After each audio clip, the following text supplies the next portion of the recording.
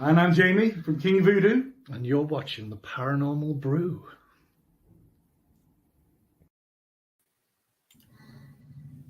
Hey, Hey, one of my besties in the field. How are you?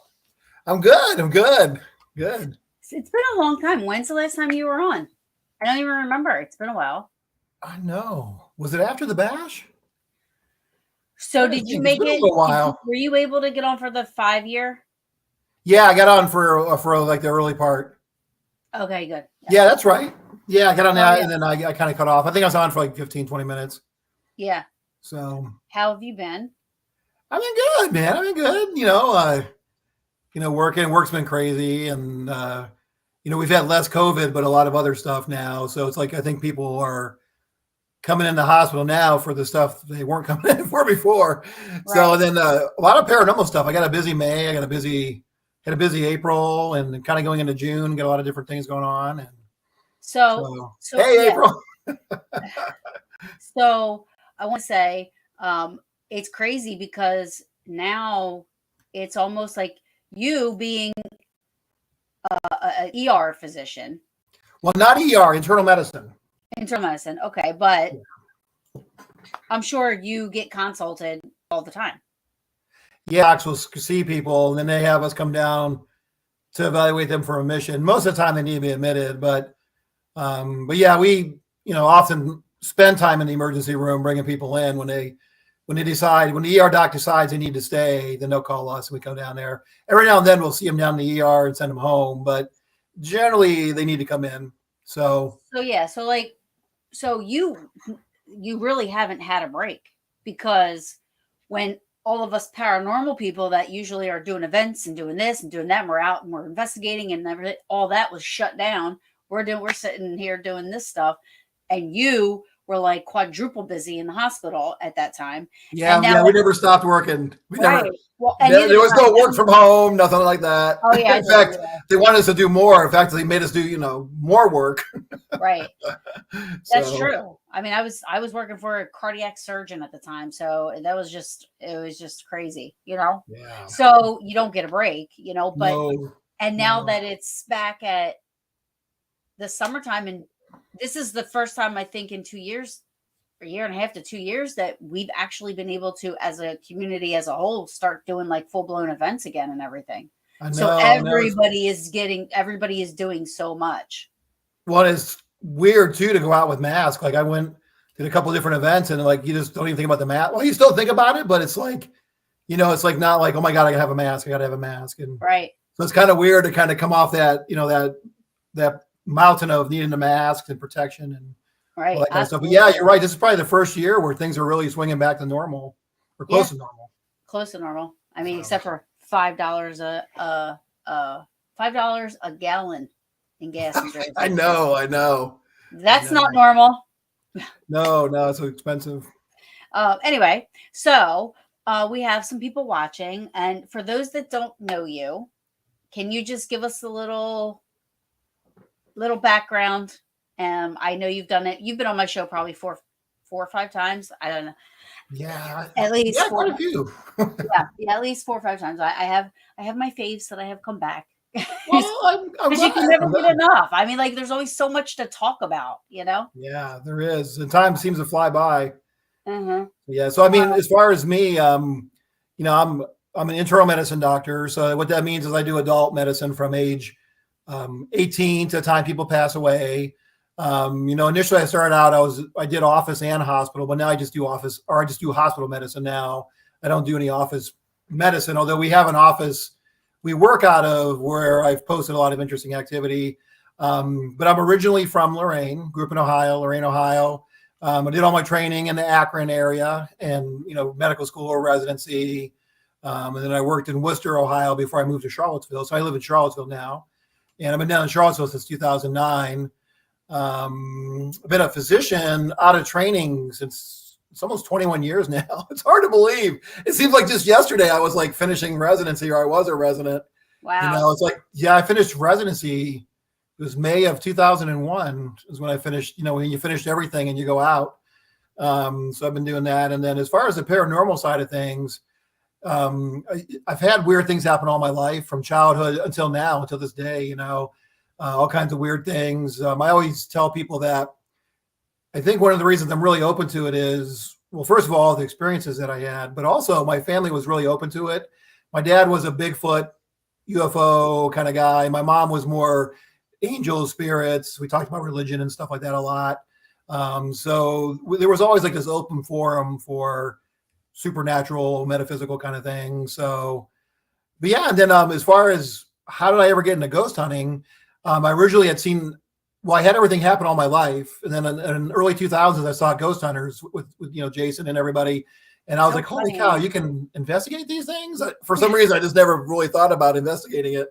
And I saw Taps, and then I saw Ghost Adventures and Paranormal State and Most Haunted, all the shows, and then didn't really join a team until I came to Virginia, 2011, 2012. I ended up joining a team in Fishersville called Twisted Paranormal, and that's kind of where I really, kind of cut my chops, so to say, ghost investigating, and kind of learn the ins and out of investigating. And then around 2018, I decided to see if I could try to incorporate being a doctor and the science side of things into the paranormal. I pretty much had focused on ghost hunting. Then I kind of realized there's all this parapsychology things too. Like you had some of the parapsychologists on lately, like near-death experiences, ESP, apparitional experience, all that kind of stuff. So it was really, when I started Haunted MD, it kind of really opened me up to, all the other sides of, the paranormal and parapsychology and things like that. And then in 2019-ish is where I kind of just went off. I kind of, I just went on my own, and I'm kind of like a freelance guy now. I work with a bunch of different teams. I have some regular teams I work with, and I just went out recently with the parapsychology group of guys, and we did a Hinsdale, and so it's kind of nice because I get to see so many different styles and hear different opinions, cool. And then so that's in a nutshell. Yeah, I have to agree with you. I have to agree with you with that because I'm independent. I'm an independent investigator. Right. I aside from my peaches, we plan investigations to do together, throughout the year. Yeah. But if a client contacts Paranormal Brew, because I've had a few, you know what I mean? I have people that I reach out to, to help me with whatever's going on, that I trust. Right. So, I mean, that's that. And it's the same. It's been the same people since I started, you know what I mean? So I know them really well, Yeah, I met some of those at Gettysburg. They're really nice folks. Yeah. My peaches? Yeah. Several of them. Don't say we are nice. We are bad girls. Well, feisty, maybe feisty, nice. We are feisty and we're loud. We're coming. That's right. We're coming. That's what I love about us so much. Like we don't care. It's just us. Dang it. Here's Dana's one of my peaches. We bad. Nothing wrong with that, man. My peaches, I love investigating with them. They're my rocks. So that's good. Hinsdale, Dan is awesome. Yes. So Darren had a question. How often do you see paranormal in action at the hospital? Well, it's a good question. Where I work now, I don't want to say the name of the place I work for, but I work for a satellite hospital, the main hospital in town. And in the satellite hospital, it's a smaller hospital, but it seems we have a ton of activity. Like I was saying earlier, we have an office area that's kind of where we set up, and we go through the records and look into notes on the computer. And there's there's 2 sleeping suites and 2 shower suites and all that. In that office area on the top floor of the building we're in, tons of activity. I mean, every day, like even last time I work a week on and I work a week off. So it's like my week off. So I do 7 on, 7 off.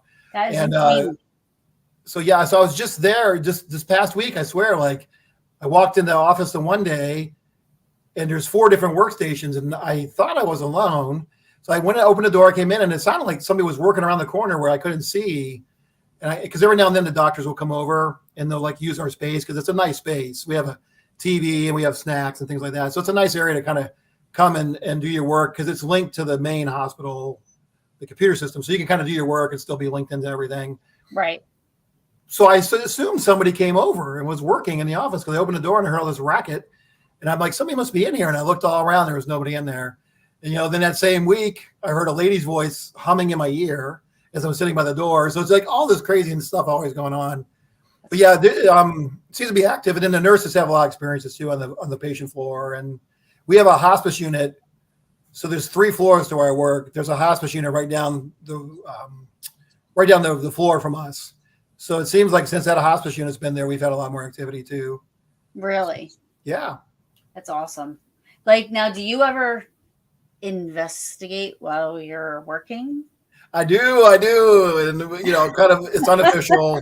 I can't bring anybody in there. People ask me like, I want to come in with you. I'm like, I can't do that. I'll get in big trouble. But yeah, I always sneak equipment in. And actually, if you look at my HauntedMD, my Facebook page or my Instagram, I've posted videos from there where, I've had the touch activated cat toys going off. I've had the REM pods going off.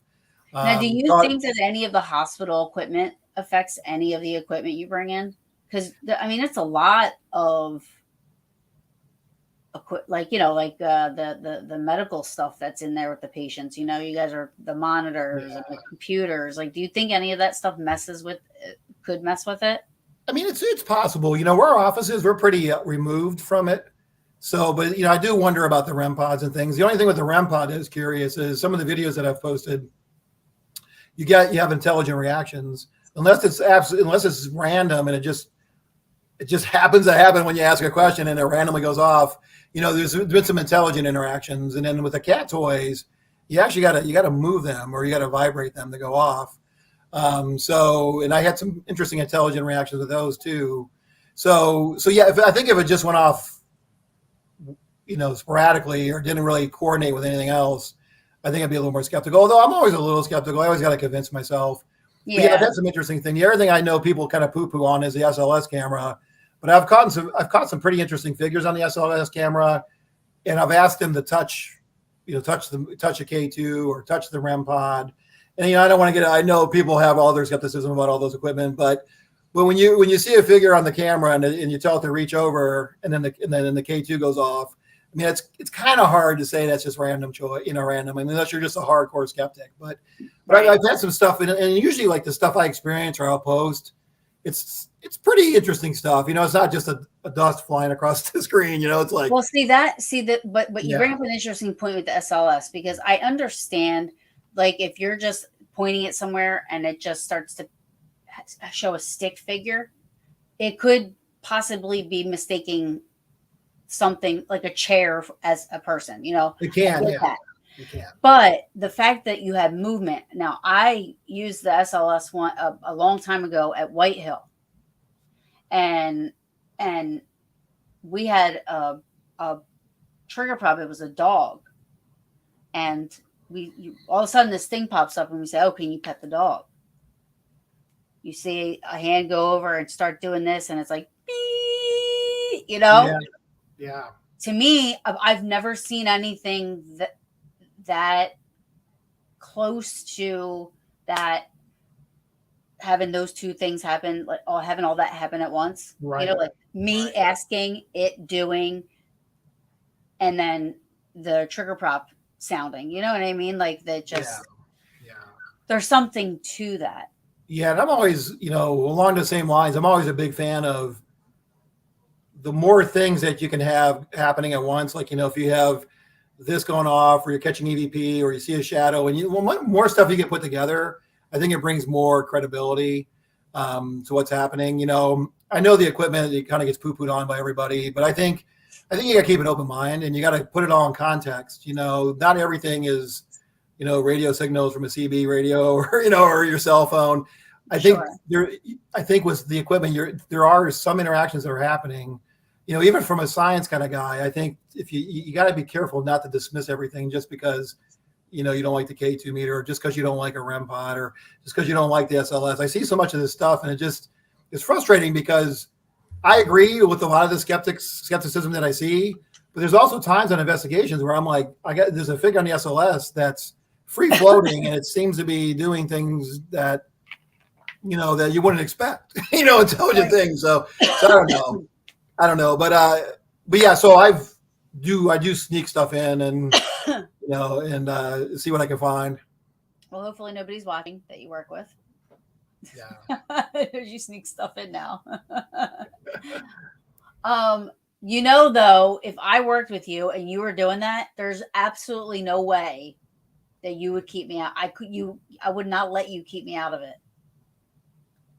Oh, I mean, if there's at work where there's stuff happening. Yeah. Yeah. Well, I guess if you work there, you can always, you could always meander up there and see what's going on. That's cool. Do the nurses always come to you and be like, "Oh my God, this just happened"? Yeah, I get a lot of stories from the floor. I get from the maintenance people, security people. That's awesome that they're not like it's everybody. It's so open. Yeah, and they all come running for me right away. Like, hey, we know you're doing the paranormal and stuff like that. I know I've asked you this question before, but since we may have some new people that haven't ever heard you, your peers, your colleagues. I mean, I've asked you this before, like how I know you talk about like the nurses and the maintenance people, but what about your colleagues? Are they as open to it? Yeah. You'd be surprised. Everybody has stories almost. I really, to my face, nobody's really said that I'm kooky or what are you doing or those kind of things. Everybody's like, I'm really interested in what you're doing, man. In fact, there's one guy I work with. He actually, I was surprised. I didn't think he really followed what I did. And he came over to work one day with me, or he's hanging out in the office with me. He's like, hey, I saw your YouTube stuff and I think it's really cool. And then he's actually, from India. And he was looking at the Hindu religion, and we started talking about how the Hindus view, spirits and ghosts and things like that. So it was an interesting take on stuff. So, and he's more of a hardcore researcher, scientific researcher and stuff. So it actually made me feel kind of good that he thought it was really cool what I'm doing and all that kind of stuff. But yeah, most people. Yeah, do you think so he's like really into like researching all that stuff of it? Not paranormal. He does like medical research. Scientific research about things for patient care and stuff like that. But I thought it was interesting. It meant a lot to me that he kind of was interested in what I was doing with the paranormal. Gotcha. Because he seemed to be one of the more scientific guys that would kind of be like, "What are you doing? This is crazy." Kind of. But he was also bringing up like the spiritual side of this. Yeah, he was actually really open to it. Had some good ideas about different things, and then everybody kind of comes up to me. And then I've been on different like shows like this, and I've been on some local news shows. And I've had doctors come up and say, hey, I seen you on News 8 or 3 out of Charlottesville. And I got to tell the story I had with this and that. So a lot of people have the stories. They just don't share them unless it's the right forum or whatever. So that's true. Yeah. First, I want to say. Yeah, that's right. May the 4th be with you. Did you do anything special for the 4th besides your shirt? Nope, I wore this shirt. That's it. And then, what was I going to say? The other thing I forget now. But let's get to the questions because Darren has 7 questions. Oh, holy cow. All right, let's do it. Somebody else has another one. So we have 8 questions. All right, let's do it. All right. Here, question. Have you been to a location that left you scratching your head to this day? That's a good question. I wonder what by scratching my head in the like not really understanding it or having a lot of stuff happen. Like not knowing what was going on there, I guess. That's a good question. I'm guessing. I think in general. Hey, Mar. I think in general that sometimes like the famous places that have a lot of hype, I kind of go to those and I don't have a lot of interactions and I kind of get let down, and I'm not saying anything in particular. I'm just talking since I've been doing this since 2012, you kind of go to these big name places and you're like waiting for like, all kinds of stuff. And you kind of walk out like, that was really quiet, and maybe it's just a quiet night for us. So there are some places like that. There's some places you don't expect anything to happen. And then you get all kinds of crazy stuff. So yeah, it's kind of weird. And it's kind of weird too. Like we went back with a team I work with called Lunar Paranormal back to Newmarket Battlefield in Newmarket, Virginia. And it seems like there's something in this farmhouse that wants to interact. Every time we go back there, it's consistently in this area and it seems to be an intelligent energy. And we think it might be a doctor who was a surgeon there who did amputations because it seems like I bond with them because when I start talking about being a physician, then it seems like we get more interaction with like the cat toys or whatever else we're using, or EVP, or Cherie of Lunar uses a spirit box. It's not exactly like it's not your typical spirit box. It's like a radio hack shack. And it actually gets these like amazing voices coming out of this thing. It's pretty crazy. So yeah, sometimes you end up scratching your head about why, and was this why in this part of this location, and what about me, or what about this is, why you get an interaction. So yeah. I use that too. I'm always like, I'm in the medical field. If you need help, you know what I mean? Like medical wise. And a lot of times that gets interaction on in the park in Gettysburg, in the battlefield and stuff. Like I bet. Yeah. Well, it's interesting too at this Newmarket. We went to a different, so the Newmarket has this old farm on it that was a center of the battle. And they have all these outbuildings, like there's like a summer kitchen, and there was an ice house and all this other crap. But there was another building that was, I think, set up for like wool, like weaving and making, clothes and things like that. We were in there and we were using a couple gadgets, and the gadgets only seemed to respond when I would talk. It didn't want to respond when Cherie talked.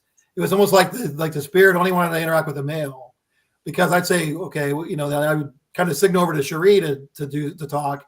As soon as Cherie would start asking questions, everything would just shut down. But then when I would start talking, it would start going off again. It was crazy. And we did that several times. So it was like almost like whatever was in this particular part of the location, it didn't seem to want to interact with a female. So but we couldn't really pin down who or what it was. But I got a review. I was wearing a body camera, so I got to review and see if there's any EVPs or not. So I have a GoPro that I can wear, and I don't know how to use it at all. I've had it. It's been in the box. I never use it because I don't know how. I'm. You should learn how. I have to read the instructions. I know. I just want somebody to show me. I just want somebody to show me how to use it. You should get one of the body cams. Actually, I have one. The one that's sitting here. They're really easy to use. Oh, are they? Yeah, they got a screen on the back, and then you just clip right on. This is the one I was wearing. I got to review this one from Newmarket. It just clips on and you just wear it. Can you send me the information about it? Yeah, this is a full spectrum one from a Ghost Hunter store that I got. This one's actually full spectrum, but I have other ones that are just regular body cams that are. No, I would want the full spectrum probably. Yeah, it's a little more pricey, but it's worth it. I mean, the nice thing is you can get EVP and video. So it's nice because if you happen to catch EVP, you can see what was going on at the time too, which makes it nice. Yeah, so that's probably one of my favorite pieces of equipment now is the body cams. Yeah, because you get so much information. Yeah, I like that because I'm not a big equipment person. No, I know. There's nothing wrong with that. I think you're just. But I want to get one of those. I want to get a radio because Ron Iacovetti and Lourdes Gonzalez do this thing called DRV. Yes. And I want to get myself set up to do that because I love it. Yeah. And I love that show when you had them on there and they talked about listening to one frequency. No frequency. One frequency, but had nothing coming to, no radio waves, no radio signals. Yeah, no scanning. Yeah. No scanning, no nothing coming to it. So no matter what you do with it, you should still hear that sound, that white noise. Yeah. And all of a sudden you hear these voices. Well, I think when you do that too, you got to be patient. Like, it's something you got to do and allow time for it. I think, the spirit box scanning it, it gives that quick fix. You're hearing stuff, but it's hard to know, is it coming from the radio stations or what? That's why I like the idea too of that one frequency, and you just got to give it time, and see what happens. It makes sense to me more than the skipping thing, Well, yeah, and the thing is that frequency is connected to nothing. Yeah. It's just, you know what I mean? Like it isn't connected to any, like there's nothing coming to it at all. Yeah, I like that idea too. I remember that was a good show. Well, all your shows have been good, so. Thank you. Yeah, so. Oh my God, Darren, this is going to be like an 18-hour show. I'm kidding. I love your questions. Yeah. All right. I also want an old school tri-field meter. Yeah, that's the way to go. If you're gonna, I think and actually, it's funny you mentioned that because we were, we went to Hinsdale. I went with a bunch of scientific guys, and they pretty much don't use any of the off the shelf stuff, which it's good. And it's almost like you got to wean yourself off of them, because I think I kind of fall in the middle between the amateur off the shelf ghost hunters and then the scientific folks. Cause I'm kind of, back and forth. And, but yeah, so they really they believe in the tri-field, because you get the 3 axes, and you could change what you're looking at versus magnetic field versus electromagnetic field. So I think it's probably a good investment. I actually just bought one. So I bought an electronic one. You can't find the one with a needle on it anymore. They're hard to find. Oh yeah, they're so expensive. That's the one I want. Yeah, they're hard to find. That's the one I want. One. I don't know where the heck is that. I see. I like to use equipment that's not made for ghost hunting. Yeah. I like to use like what an electrician would use. The tri-field's a good way to go. Like I want to use stuff that like people like that would use, not necessarily. Now that there are some things like those cat balls are interesting, because you do have to literally touch it. Yeah, no, I agree. Yeah, there's something to that. And from what I understand from reading about them, they're not like a timer, because I wondered if there could be a little timer in there that, sometimes like some of the kids' toys, well, even some of the animal toys, they'll like go off after a certain time to remind the animal or remind a kid that they're there. So to my knowledge, there's no timer in these. They're just touch activated. And I've had them never go off, and I had them go off a lot, so I don't know. But yeah, to me, it's exciting. Like we were at Newmarket, and we had the cat toys going off a couple of times. The other thing I like is a good motion sensor. I have these, I think they're from Paratronics. They're a 360 motion detector. And those also are pretty cool to me, because something has to physically, move by those things. Oh, the motion sensor, something has to go by it. It's not like it's picking up on an energy. Right. It's like there's something has to move past that. And I've actually had a couple interesting experiences recently with the motion sensors. So yeah, I like the motion sensors. I like something that has to be touched. Right. Something that's hard to argue that, it's just, it's just a cell phone and somebody has a cell phone on or something. Right. The motion sensors too, but they have to be really good. And then Darren actually just showed me these cameras. They're $40, but they're they have night vision. They record. You can have you can talk. They're like they're like cameras, I think, and you can control it through your phone and stuff. So you can right. That's cool. There you go.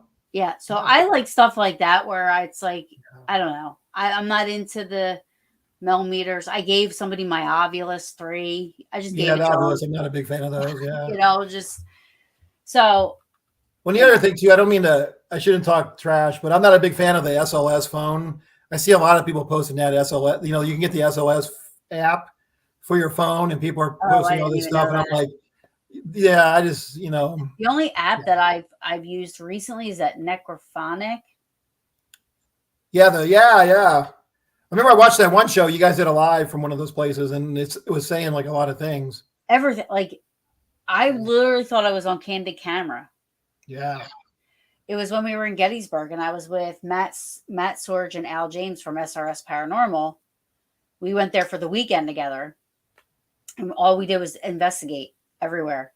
And we were at the creek bed in Gettysburg, and he literally was like, "What shirt am I wearing?" And it was like blue. It was right. And I'm like, okay. Then he goes, "How many fingers do I have up?" It's like 4. And he's like, "How many fingers?" 1. He's like, "How many fingers?" It's like it was answering everything. And I'm like, what is happening?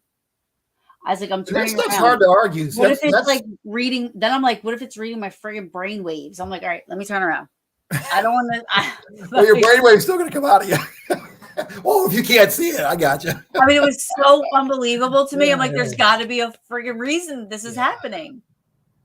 Yeah. And that was live. That was live. Like I don't know. I mean, what could it be? I don't know. Maybe. Well, that's where I get left, even as a science guy and, and skeptical at times. There's just some things where no matter what you're using that are hard to explain when you start getting intelligent reactions, or you get things that, that are above and beyond, even if it is like a off the shelf kind of gadget, I don't know. I think when it comes to any kind of equipment or whatever you're using, I think you just got to really understand the limits of it. The positives and negatives, how to use them. It's frustrating when you do see people kind of posting and sharing stuff that is just not. It's not. They just don't know the equipment and they don't know what they're looking at, and it's frustrating because it does kind of make the whole field, in a way, or the whole paranormal community look bad or whatever. So who I love on YouTube? His name is The Shape, and he literally he goes after paranormal investigating groups, people, whatever, that fake evidence, and he literally that's not cool.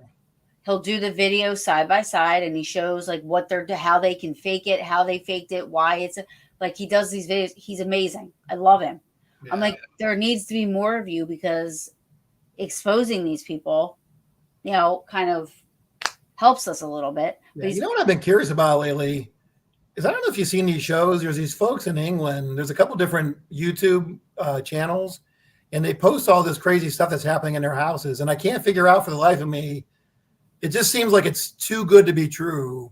And I can't think of the name of the shows. There's like a boyfriend and girlfriend that have a place in London. And then there's another guy, or not London, but in England. And they they document all this poltergeist activity and all this crazy stuff happening. And it just seems like it's too good to be true to me. And I kind of wonder about it. But they seem to have a lot of, they have a lot of followers. Say what? Are the cameras like 24/7? I don't know if they film 24/7 or not. It just seems like it's too good to be true. And it seems like I wonder if they're just trying to build followers or not. Absolutely, probably. Yeah, I would have to watch it because I don't know what you're talking about. So I would have to see it. But that's what it's all about to people anymore. And it's the same thing. Like if all you want to do in this field is be on TV and that's you're not going to make it. Like because you're not true to what it is that we're doing, right?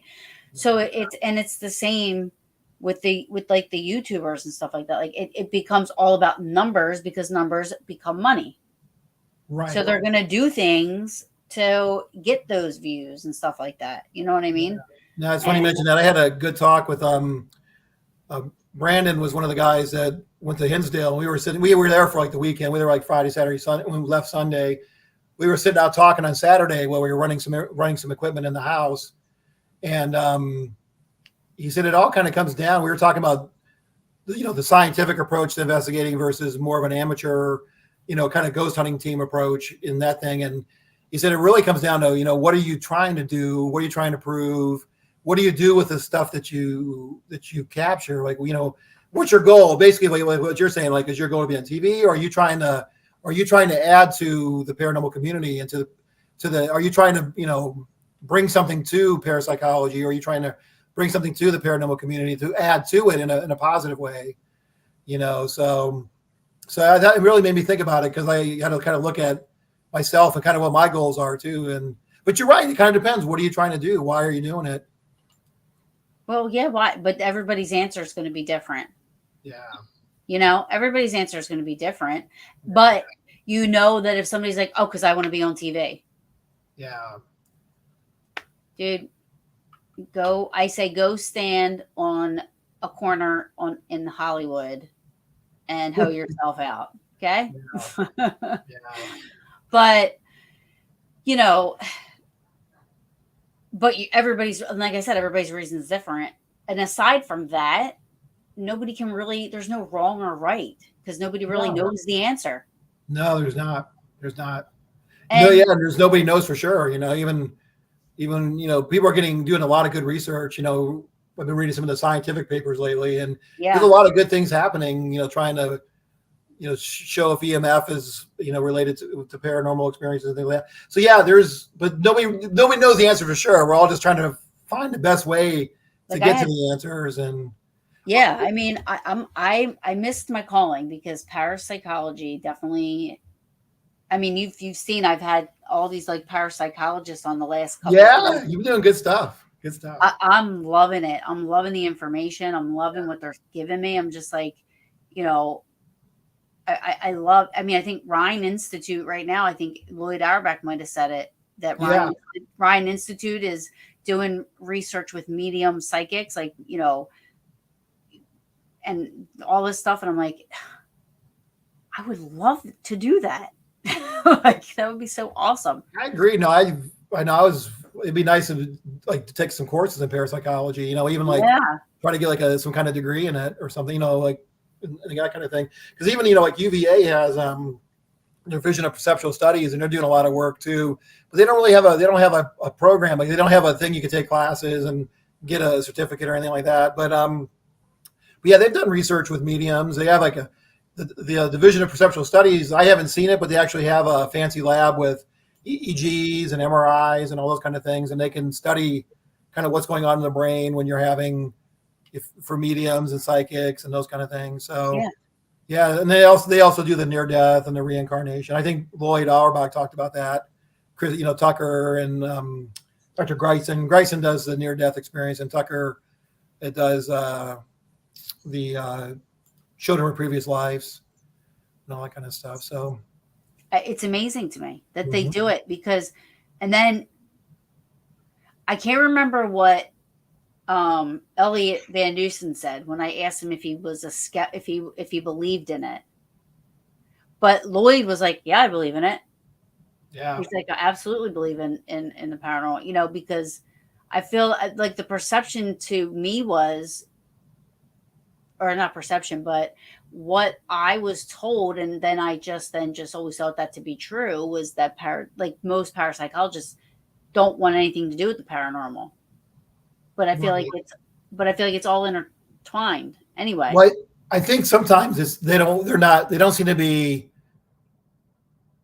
I don't know how to say it. Like they kind of maybe frown upon ghost hunters, like what I would do, like going to, or like people who go to locations and ghost hunt as an amateur thing. I think for whatever reason, I think that's kind of frowned upon. Now it's just my thoughts, and I may be wrong about that. But there's in parapsychology, people do investigate apparitional experiences, which are basically ghost things, and they have to, right? If they're investigating like near death or whatever, you kind of they have to go hand in hand, I would think. Yeah. So speaking of that, before I go into Darren's 11 questions, I love you, Darren. I love you, Darren. I don't think it's all Darren though. I'm just busting his balls. Can you tell everybody about that one experience you had when you were at the foot of the bed and you called? Oh, you mean when I was working and we were doing a code? Yeah. Yeah, that was pretty incredible. I like this story, so I want you to tell it. I like it. Yeah, it's pretty incredible. No, first of all, I got to say, believe me, I just don't jump on a bandwagon and say everything's paranormal. I got to really convince myself, within a reasonable doubt, within reasonable amount of, questioning it, if what I experienced was real. So I'm definitely always questioning anything that kind of happens. But anyways, a guy was getting dialysis. We do dialysis in our hospital. He was getting dialysis, and I'm not sure what happened, but he coded while he was on dialysis. He might have got a little blood pressure, and heart stopped. He stopped breathing. So we had to do the code. Generally as a physician, we stand at the foot of the bed and kind of direct everybody. We have, somebody manages the airway and the breathing. Somebody manages the medication. Somebody's doing CPR. Usually you got to make sure people are rotating off CPR because you get pretty tired doing compressions.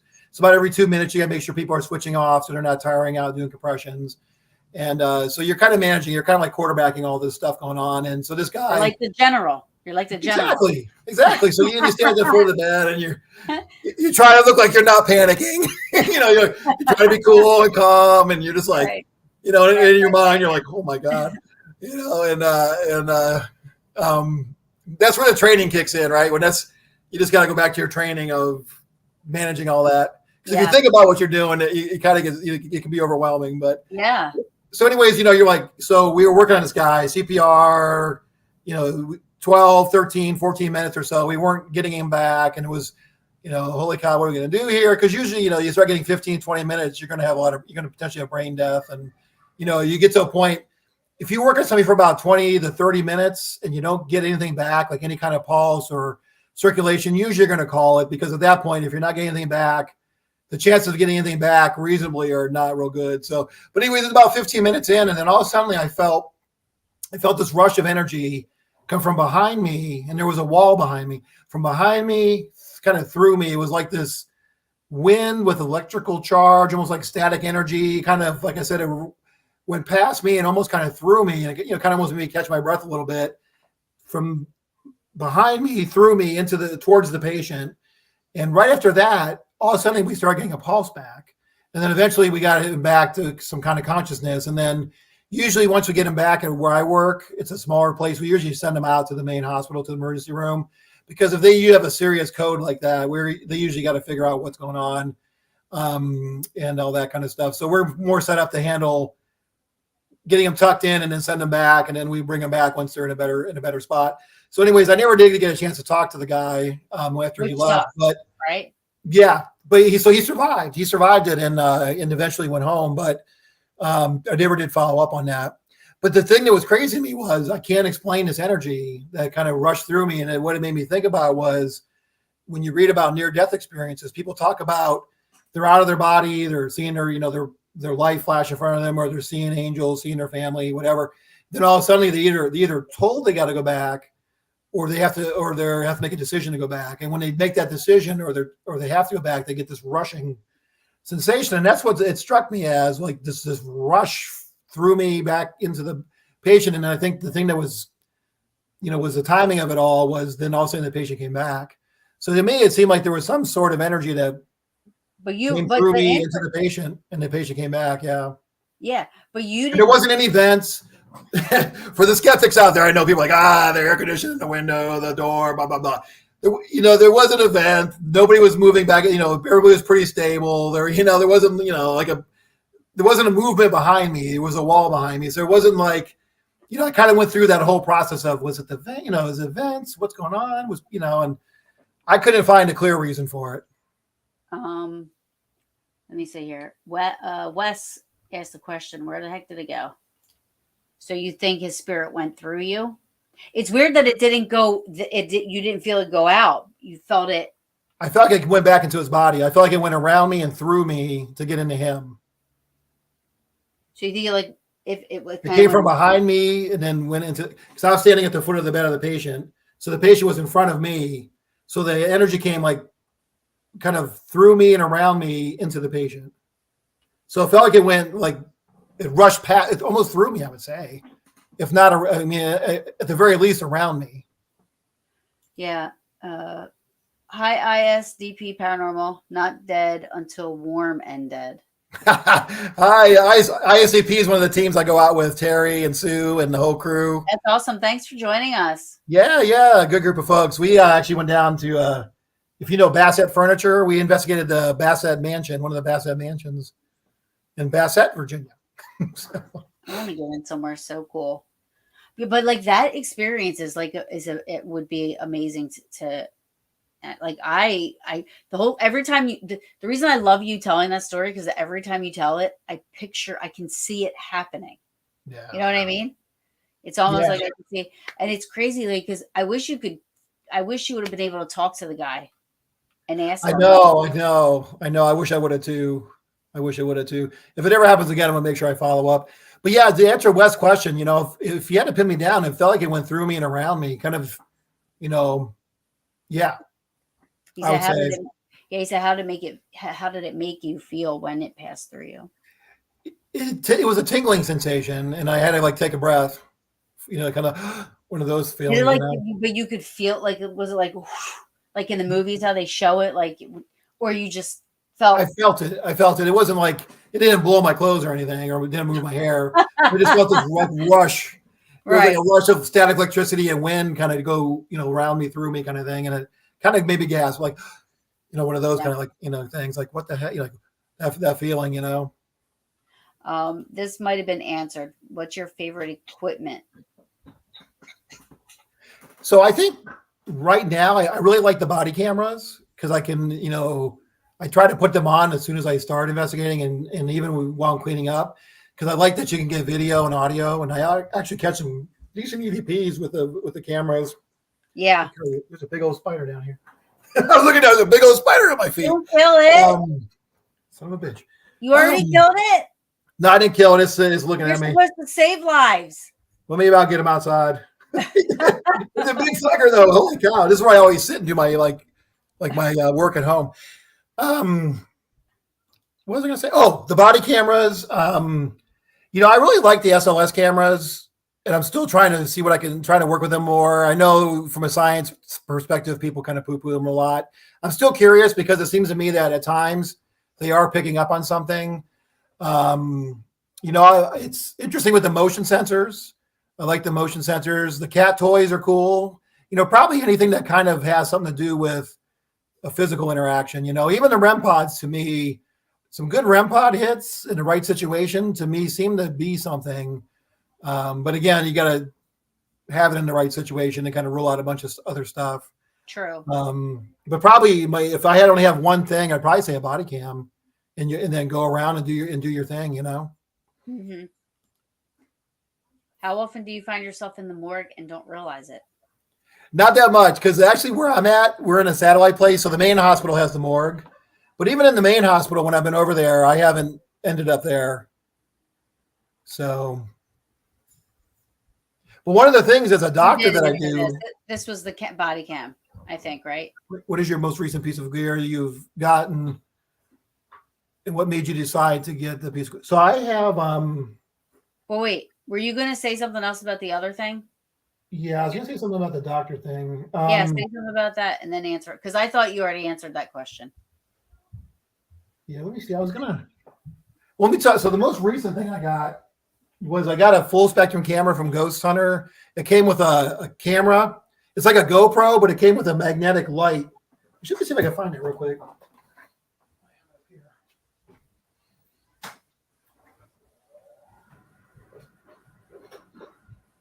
Of course, I can't find it.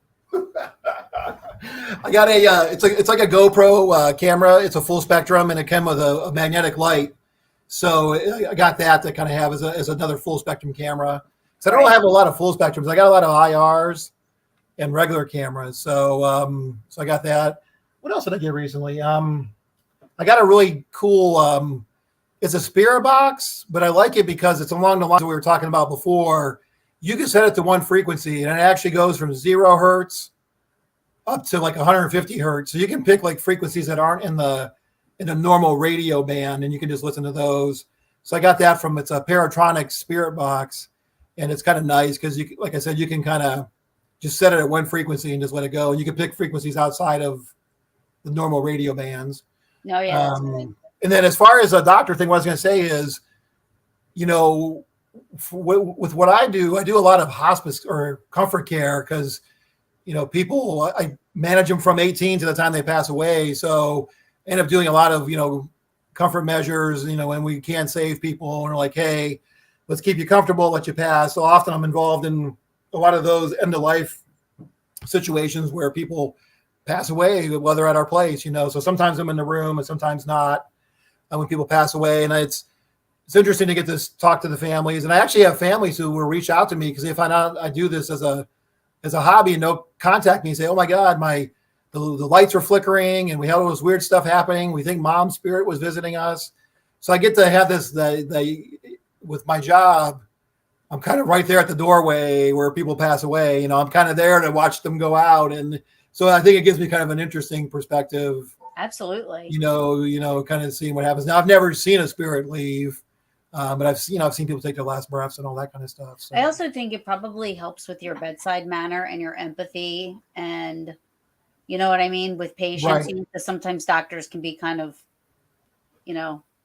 as a matter of fact, an FU and use doctor talk and not really, you know what I mean. So I think that having this side of it probably helps with your empathy a little bit and compassion and stuff like that. And you'd be surprised too. A lot of people. I kind of feel out the situation. Like I don't mention it right away, but if I could tell people are interested in like afterlife and things like that, I'll talk to them about that. And sometimes it kind of helps people, I think. Yeah. There was a few situations where I said, well, I think if it helps you, I feel like there's an afterlife, from things I've read and my experiences, investigating that I think there's something beyond this and all that kind of stuff. So I think it helps patients, but I think it also helps families because we'll talk about after death communications and things like that. So yeah, but yeah, I know what you mean. There are certain doctors that are like, they can't even talk about comfort care, let alone an afterlife kind of situation. Right. So. Do you keep holy water in your bag? I don't, but I thought about it. I'm not very good at really doing the protection stuff. I will say some prayers, after I leave a place. I'll say, well, anything here, please stay here, that kind of stuff. But yeah, I'm not a real big about the crystals and protection and things like that. He said, Wes said, what is your favorite piece of equipment during surgery? No, I don't do surgeries that much. I'm more of a medical doc. So I do a lot of so in medicine, there's the surgical docs and there's the medicine docs, and it's like two camps. Yeah. The surgical docs. I'm sure you would do like stitches and stuff. Well, yeah, if I had to, I could do that. And sometimes I love doing stitches only because I can do special IVs. Or you could do like central lines. You probably know that, Taryn. Central lines, big IVs.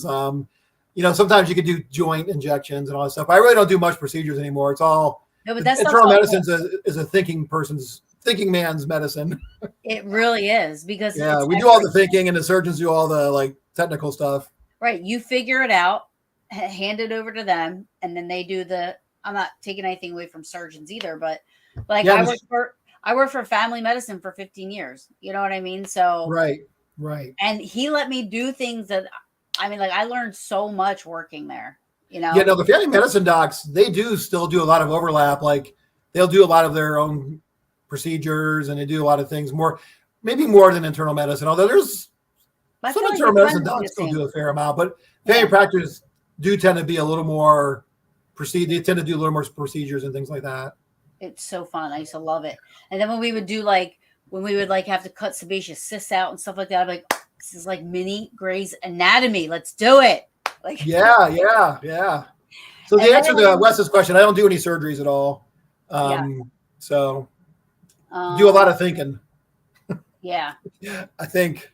And then the first time that somebody came in with a varicose vein burst. And I was in there with my doc, and he's like, because I was his nurse, so I would like go everywhere with him. I see all his patients with him, and he's just like, all right, give me the chucks because it's like, whoosh, whoosh, whoosh. And I'm like, okay. All of a sudden, that mercury smell hit me, and that's the first time in my life that's ever happened. Oh and wow! I was like, yeah, and I was like,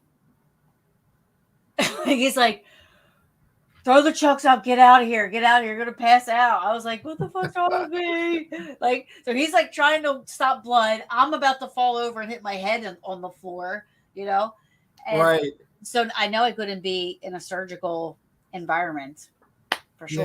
Yeah, you gotta like blood to be in the OR, that's for sure. What are your views on sleep paralysis and shadow people? So sleep paralysis seems to be a real thing. I'm not sure how much it ties into paranormal. I think sleep paralysis it happens. I think it's something that medically happens. I'm not sure that it's necessarily paranormal. It seems like sometimes people, when they have sleep paralysis, might have some paranormal experiences. As far as shadow people, I've seen some myself, down hallways and things like that.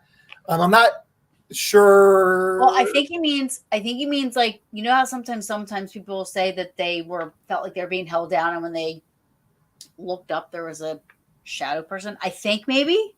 Right. Because it says sleep paralysis and shadow people together. Oh. Yeah, I'm not sure about that. The reason I know is I've had when I was young, I had sleep paralysis like a few times, but nothing spooky happened. You just kind of wake up and you can't move your body. It's kind of weird. So I just went back to sleep. So I think it is something that medically can happen. I'm not sure.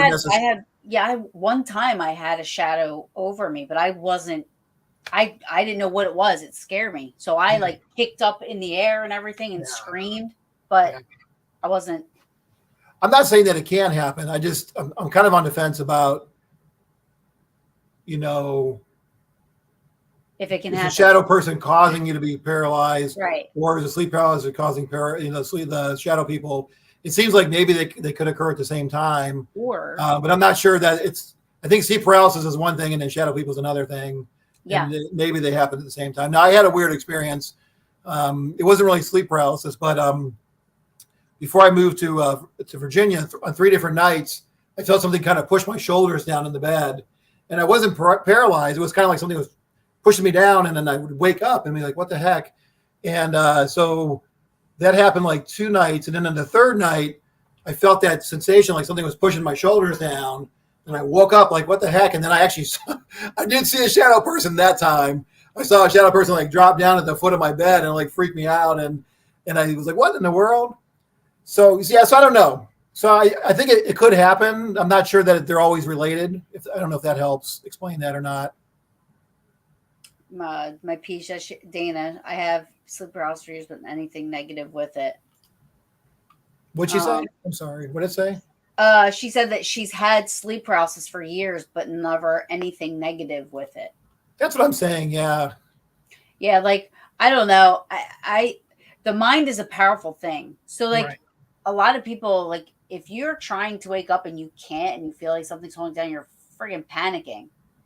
Right. What if your mind is making you see stuff or making you, because the mind is such, if somebody can go 9 months without knowing they're pregnant, and on the flip side of that, think they're pregnant and have all the signs and symptoms and like with everything, you know what I mean? Like if the mind can do that to the body, like the mind, I feel like the possibilities are endless as to what it could create. Yeah, no. When I had sleep paralysis, I was a teenager.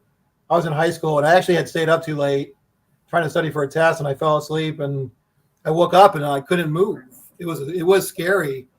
I didn't see. I mean, nothing spooky happened, but it was just scary because you're like, my eyes are open, but I think I'm breathing, but I can't move anything. It was the creepiest thing. So I could easily see where, if you would let your mind go with that, you could probably feel like it was a paranormal experience. Right. But no, I'm not saying it never happens. I'm just saying I don't know if there's a definite relationship. You know, I think, it's possible. I mean, you could have sleep paralysis and happen to experience if you have a ghost in your house, it could be happen at the same time, it's possible. So listen, if I'm a ghost and like I have nothing better to do, I said this the other night, I'm like, you're damn right I'm gonna be a succubus. Like, what the heck? That's right. You gotta have some fun. I mean, like, why not? I mean, like, I'm sorry it scares you, but get over it. Like, I'll see. I got plenty more to go see. I'll be back in a couple years. I'll see you later. Like, what else are you gonna do? Right. I see Darren's asking, what's on my bucket list? Yes. No, I don't know. I think I'd like to get to some of the other places. Like, I've always wanted to go to Waverly Hills and, Penhurst, and there's, places like that I haven't really been to so much. Things I think about a lot, but I kind of fizzle out sometimes. I would like to write a haunted MD book, about. That would be awesome. Partly about growing up and being a doc who investigates, and then also talk about, how science kind of looks at paranormal. So that's something I've been thinking about doing. Other things on my bucket list, I talk about wanting to do like a solo mission, like where I just go to locations, because I love going out with the teams I go with and all that stuff. But sometimes I think it'd be interesting just to experience stuff on my own, like go to some of these locations, like even in Virginia, there's some good places, and just go there by myself and just kind of run some different things. And because sometimes, when if there's influence. Yeah, and sometimes you don't have the time to kind of do like I like to try I've been curious about how the compass would work, and maybe some more dowsing rods on a tripod, and trying some things like that are kind of atypical, and just kind of see. But it takes time, and you got to sit and kind of be a little more methodical about things, and that's what I'll do. And then when you do go with a group, you kind of feel like you have to kind of maybe. Like, I like to go into a location and lay on the floor. I know it sounds weird. If it's not dirty and nasty, but lay on the floor and just close my eyes for like 10 minutes and just listen to the environment. Listen to the noises of the house. Listen to it. Because I feel like that opens it up a little bit more for me, because I'm clear. I can hear, So it's like, sometimes I feel like if I can but when you go with a group, you don't always get that opportunity, because 10 minutes is a long time for people to be quiet.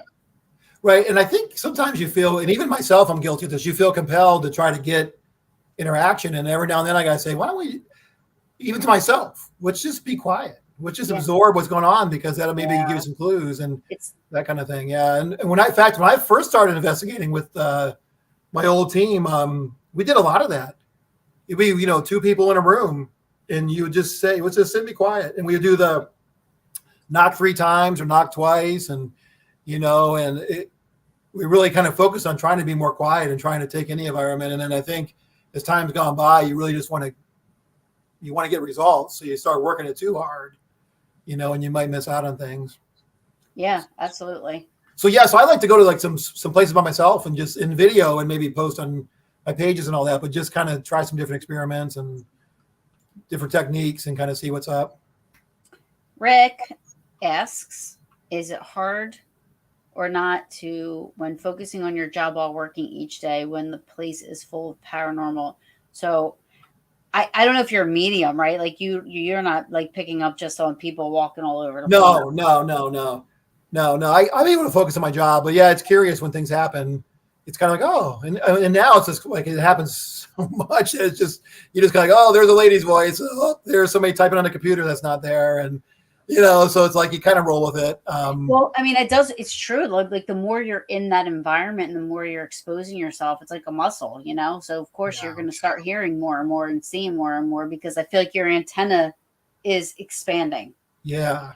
Well, I think sometimes for me, I feel like, man, I wish I caught that on tape. My feeling, like I almost feel like when I get to work, I got to start running cameras or running a recorder, because so many cool things happen, like that lady's voice or knocking on the door and there's nobody there, or, the sounds that go in our office. It's like, it's hard to sometimes really convey that, just explaining it. It's like, you got to hear this stuff, so, but yeah, you just kind of roll with it. It does, for me, I don't I definitely don't have the psychic stuff. Like I don't feel I'm not feeling all the energies around me that would make me hard to focus. So I'm generally able to focus. And if something happens though, if something does happen, that's pretty cool. It does take your mind off of what you're doing. And like sometimes if I'm working night shift, I'll get really fixated on trying to capture evidence instead of like focusing on, other stuff. No, night shift is awesome. Yeah, but I always put patients first. I mean, no matter what, the job's always first. If the paranormal stuff if I can capture it, that's cool. But, I always got to make sure that take care of the patient to make sure everybody's tucked in before I do the extra stuff. So. Have you investigated all over the U.S.? If so, what part of the U.S. you feel is more haunted? So, Darren, it's a great question. I have not been out west. I haven't been out west. So, that'd probably be a bucket list, some places out west. I haven't been. That would be cool. I haven't been out west either. I mean, I've been out west, but not to investigate paranormal. Yeah, I'm trying to think of places that, to me, it seems like the East Coast has a lot of activity. Virginia here, it seems like sometimes I think it's a portal. Now, I'm not a big portal kind of guy, but I'm like, it seems like a ton of activity when you talk to the local teams, Charlottesville, Richmond, Fredericksburg, Culpeper, Waynesboro. This whole area just seems to be so active. And I know there's a lot of history, Native American, Revolutionary War, Civil War, lots of, other just, more recent history things. Like, colonial times, like at all. It's like, So yeah, Darren, I'd probably love to get out, west and go play. I haven't done anything out west. And even past the Mississippi, I can't even think, in Ohio, I really didn't investigate much when I lived in Ohio. It's pretty much been Virginia. I did, some places in West Virginia, some places in Pennsylvania, North Carolina I've been. But no, I haven't investigated past Ohio going west. That's funny. What are your views on battleships? You just said you've been on, right? Yeah, it was pretty crazy. I went to North Carolina, USS North Carolina. That's where I want to go. I always go to these places. I'm always skeptical, like, how much can you really catch? We had a lot of activity there. Footsteps. Now, the thing I think for Darren, I think scientifically it's hard to know, is it the ship creaking or is it something real? Because we heard a lot of footsteps, a lot of audible stuff. And for the North Carolina, when I was there, the tide still came in. Like it's in a dry dock kind of thing, but the water comes up, the water goes down. So the ship does the water does come in and out on the ship. So there's potential that you could get a lot of noise just from shifting of the ship and stuff like that. But having said that, we had a lot of different stuff with footsteps and, people using dowsing rods, getting a lot of stuff, K2 meters, REM pods, EVPs. So it was pretty active. Active. Yeah. You know what would be cool? like, and I don't know if anybody does this, and if they do, I totally want them on my show. But, like, and I was thinking about this because you're talking about Battleship USS North Carolina, but what about the USS Arizona? Or I know you can't go, you can't really, you're on top, you're like over top of it, but like, there's no way to investigate that, right? Unless you went under the water. Like, what about where the Titanic is? There's no way to investigate anything like that because it would have to be under the water. But there's still, like, literally the USS Arizona is a tomb. Yeah. Well, you wonder if you did just over the area. Yeah. I think you just got to make sure you be respectful. Any of these places. Oh, absolutely. The battleships, or even, around Virginia, we have a lot of battlefields. And I think you got to be respectful. In Gettysburg, just be respectful of what people went through. And, you don't want to go on there and be a knucklehead and absolutely try to, not be professional and that kind of thing. Oh, yeah, for sure. Yeah. I think most of the people we know are respectful. You know what I mean? But you do have to tell people because, I mean, especially Gettysburg. I mean, they keep on the people that are respectful are being punished by the people because of the people that really don't care and are knocking porta potties over and doing all kinds of stuff. And it's like, okay, now you guys can't be in here until a half hour after sunset. Yeah. Where before you could be there till 10 o'clock at night. Yeah, it is sad when people kind of ruin it for everybody. So. All right. So then Darren says this, I'm done with my questions. LOL. Right. Good questions, Darren. Good questions. Then he said, okay, I lied. I hope I answered them pretty good. He said he lied. Well, what do you feel about the Estes method? That's a good question. Actually, I was thinking about that the other day because, the Estes method came from the Gansfield, in parapsychology and studying ESP and telepathy and that kind of stuff. They used the Gansfield method where they kind of did sensory deprivation. There would be a receiver and somebody sending. And the person receiving would have, eyes would be blocked out, earphones on, and that kind of stuff. So the Estes method kind of came from that Gansfield idea. I think it's interesting. I've actually been on both sides of it. I've been the questioner and I've been a receiver for it. And it is interesting. I mean, it does, it is, when you're just saying what you think you hear, it's interesting when you get done and then you hear the questions that were being asked and how it matches up. It's, I know you're still using a spirit box in a sense, and, that kind of has its good and bad, features of using a spirit box. But the times where I've been the person with the blindfold on and I've come out of it, people are like, holy cow, the things you were saying are right on. So that's kind of curious to me when, that kind of thing. And the flip side is I've seen some people do it and I kind of wonder if they can hear what's going on because those, conveniently say things that kind of feed into the crowd. And I kind of wonder sometimes. And again, that's with anything too. Yeah. So, but I don't know. I think it's a cool technique. I don't use it a lot, but it's definitely curious with the times that I've done it and I've seen it done.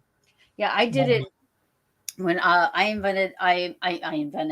investigated Kreischer Mansion with like Ron Iacovetti, Lourdes Gonzalez, April Busette, and Anthony Simonelli. There's a couple other people there, and we investigated Kreischer Mansion, which I was live the entire time. And they did it to where on the first floor there was a table set up. There were two speakers that were connected to Bluetooth or whatever. And he had me sitting, he had two people. So I was writing down what was coming through the speaker and through this one speaker, and she was writing down what was coming through this other speaker. They were asking questions. They had one person in the basement and they had one person upstairs on the third floor. So those people could not hear. They had, they had headphones in so that they could talk to us to say their answers, which their answers were coming through those speakers. Right. So they were just sitting around us asking questions, and either both of them would answer, one would answer, neither of them would answer, and a lot of times so that was a cool way to. That is pretty cool. Experience that. Yeah. I thought that was a really cool way to investigate. Yeah. Well, I think it's a good way, if you're using the spirit box, it's a good way to try to take bias out of it. Bias will, it can be what you're expecting to hear, what their team or group is expecting to hear. So it's kind of nice because it kind of tries to eliminate some of that, pareidolia, hearing things that making words out of nothing. Then when you're just totally focused on what's coming through the box, not knowing the questions, I think it's, from a science standpoint, it makes a little more sense than just trying to use a straight spirit box. Right. But then again, also there's a lot of, you got to account for how well is a person hearing what's coming through. Because I know when I was doing it as a listener or the receiver for it, like sometimes you're like, I don't know what this said, or am I saying, trying to make sure you get the words right. So there is, yeah, but it's cool if you're trying to really, trying to eliminate, biased and that kind of stuff, while you're doing a spirit box session. So I think it's good to try. I don't do it that much, but it's cool when it's done. Yeah. Yeah. And when it's done, I like the way they did it at Kreischer Mansion. I thought that was really cool. Because they shut the basement door, they shut the door upstairs. Like, they had the headphones on, it's just like, I mean, I like the way they did it. And some of the answers matched up to questions. Yeah. And I think with the Estes method and or then anything validated with history. Right. Well, that's good.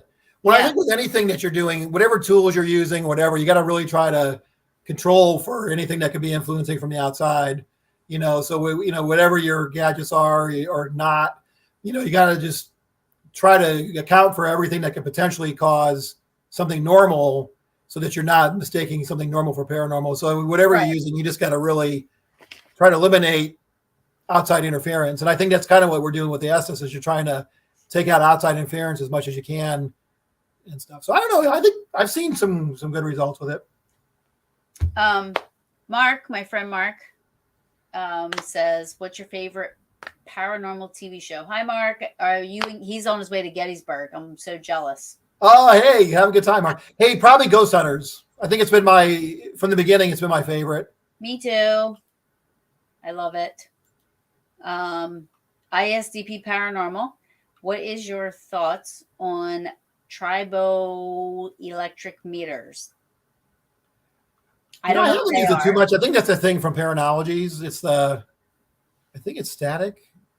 Is it? I'm going to say I've never even heard of it. So yeah, I think it's the device from Paranology. They do a lot with they make a lot of different equipment, but it's, I think that one picks up on static, more on static, like the periscopes and things more on static electricity.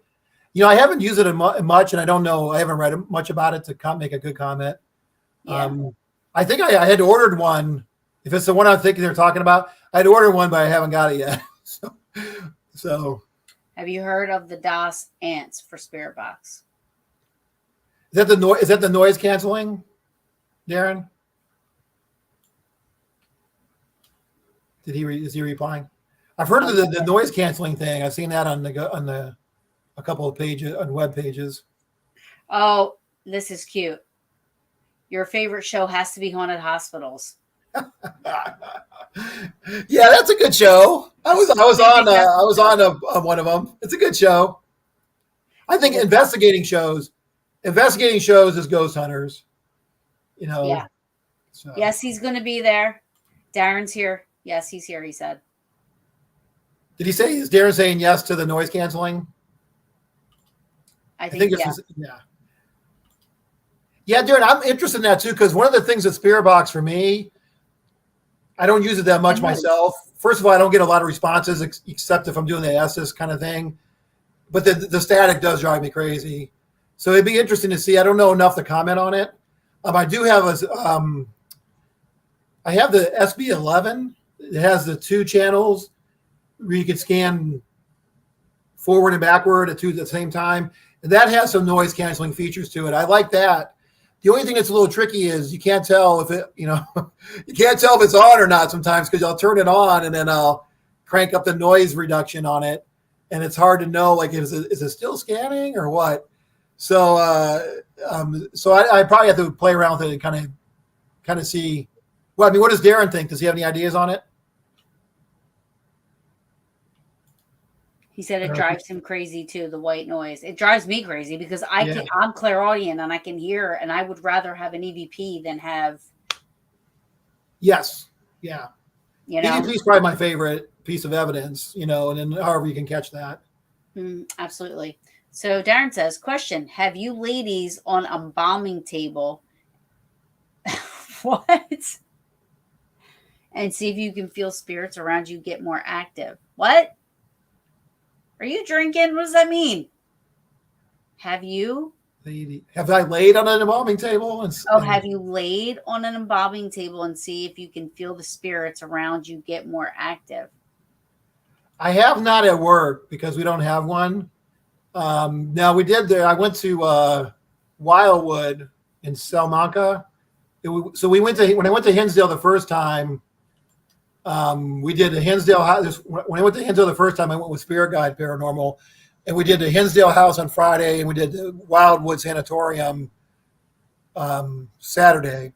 So they had a table there. It was an embalming table. I laid on that in the basement of the Wildwood Sanatorium, and nothing seemed to happen. So the table was it's really cold.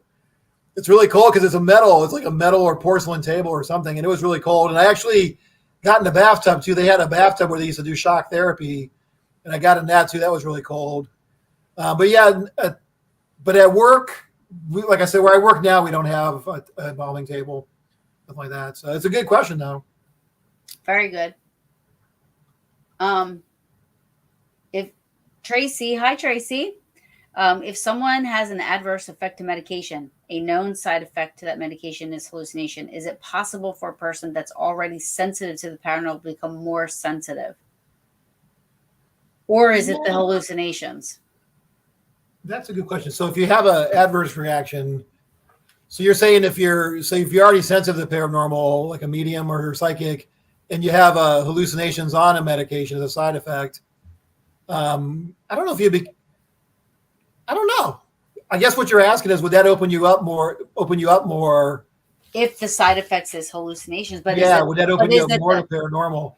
I don't know. I guess potentially, but the question that'd be tricky in that point is, if you're hallucinating from the medication, it'd be hard to know.